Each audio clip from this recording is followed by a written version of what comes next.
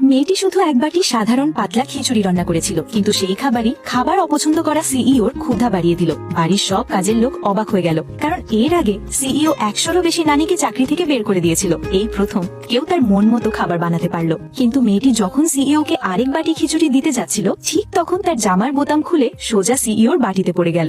লজ্জায় মেয়েটি সঙ্গে সঙ্গে নিজের ঘরে দৌড়ে গেল। সে ভাবলো এবার নিশ্চিত তার চাকরি চলে যাবে, আর অপূজেই চাকরি ছেড়ে দেওয়ার সিদ্ধান্ত নিল এবং নিজের জিনিসপত্র গুছাতে শুরু করলো। কিন্তু কিছুক্ষণ পর হাউসকিপার তাকে মেসেজ পাঠালো যে সিইও সন্ধ্যায় আবার তার বানানো খিচুড়ি খেতে চায়। এটা শুনে মেয়েটি খুব খুশি হলো। সে বুঝতে পারলো তাকে চাকরি থেকে বের করা হয়নি, তাই সন্ধ্যায় সে খুব যত্ন করে আবার এক বাটি খিচুড়ি রান্না করলো। সেই খিচুড়ি খাবার পর 5 বছর ধরে অনিদ্রায় ভোগা সিইও জীবনে প্রথমবার শান্তিতে ঘুমালো। তখনই তার মনে পড়লো বাড়ির প্রতিটি ঘরে নজরদারি ক্যামেরা লাগানো আছে। সে মেয়েটির ঘরের ক্যামেরা বন্ধ করতে গিয়ে হঠাৎ শুনে ফেললো যে মেয়েটি তার বন্ধুর সঙ্গে মজা করে বলছে যে সে ন্যানির কাজ করতে এসেছে শুধু সিইও কে বিয়ে করে আরামে থাকার জন্য।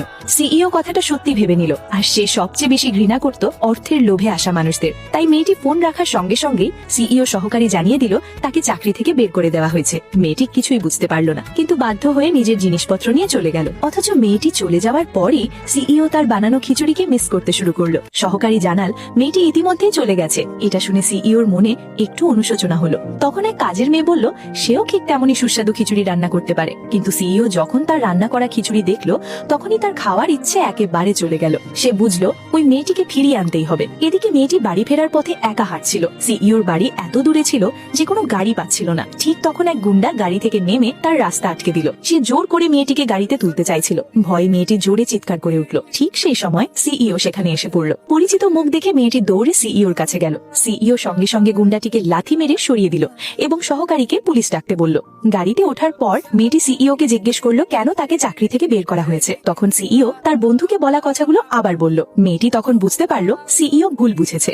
ভুল বোঝাবুঝি মিটে যাওয়ার পর সিইও তাকে আবার বাড়িতে ফিরিয়ে আনলো এবং পুনরায় চাকরিতে রাখলো। কিন্তু বাড়ির সেই কাজের মেয়েটি এটা দেখে খুব অসন্তুষ্ট হলো। পরের দিন সকালে সিইও মেয়েটির বানানো নতুন খাবার খেয়ে তার রান্নার খুব প্রশংসা করছিল। ঠিক তখনই তার মা ঘরে ঢুকে বললেন যে মেয়েটির রান্না করা খাবার নাকি নোংরা। আসলে সেই কাজের মেয়েটির বিরুদ্ধে মিথ্যে অভিযোগ করেছিল যে সেই খাবারের মধ্যে ক্ষুধা বাড়ানোর ওষুধ মিশিয়েছে।